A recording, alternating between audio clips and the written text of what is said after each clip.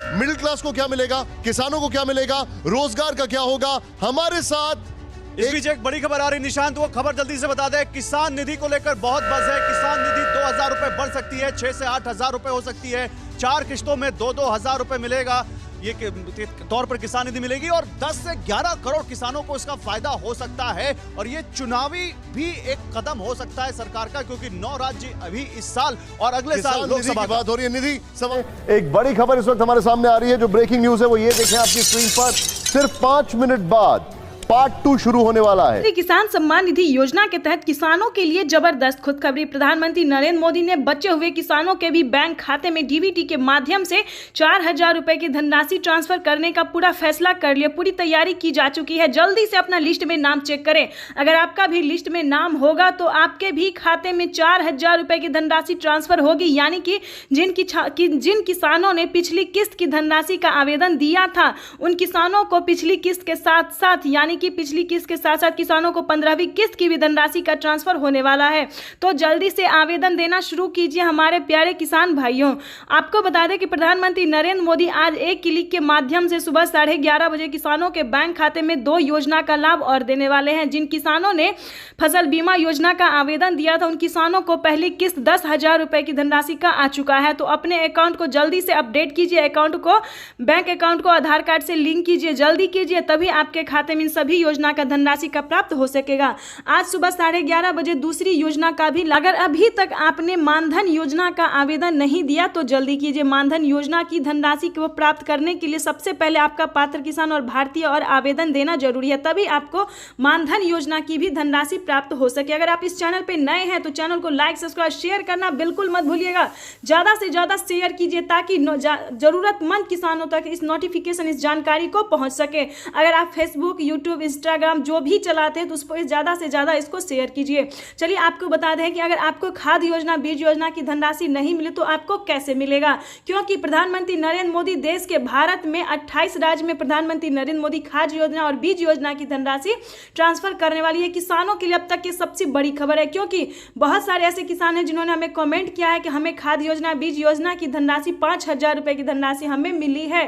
तो इस प्रकार से सभी किसानों को अपना धनराशि में अपने धनराशि को पाना सभी किसानों के लिए जरूर। अगर आप पात्र किसान हैं, अगर योग्य किसान हैं, तो आपको प्रधानमंत्री योजना के तहत किसानों को 16 से 17 योजना का लाभ अच्छे से मिलना होगा। क्योंकि अगर आप पीएम किसान योजना में बनना चाहते हैं, यानी पीएम किसान योजना की धनराशि प्राप्त करना चाहते हैं, तो आपको सबसे पहले भारतीय होना, पात्र किसान और डॉक्यूमेंट्स के साथ आपको रेडी होना जरूरी है। क्योंकि डॉक्यूमेंट्स में किसानों को EKYC करवाना, भूलेख सत्यापन करवाना और लिस्ट में नाम एंटर करना, बेनिफिशियरी स्टेटस चेक करना, इन सभी को फॉलो करना है। सारे डॉक्यूमेंट्स को अपडेट करना होगा। उसके बाद आपको आवेदन देना होगा, लिस्ट जारी होगी, उसमें अगर आपका नाम होगा तो आपको पीएम किसान योजना की सभी योजना का लाभ मिलेगा।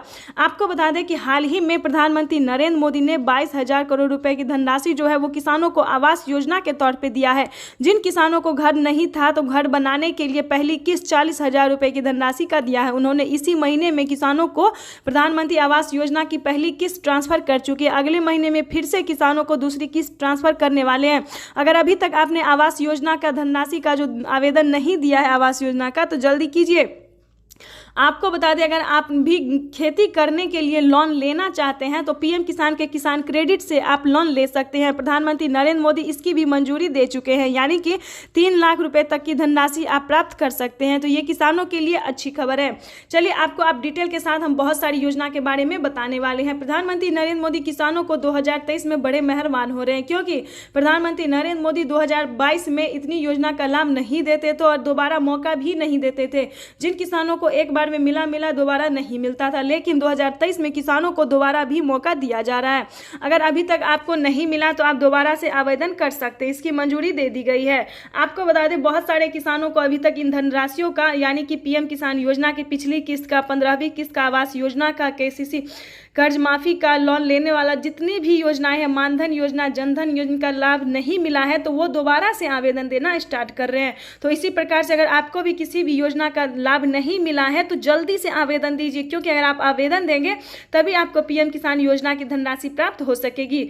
आपको एक जरूरी बात बता दें कि अगर आपके घर में कोई वृद्ध है, 60 वर्ष से ऊपर है, तो उनके लिए पेंशन योजना भी लागू कर दिया गया है।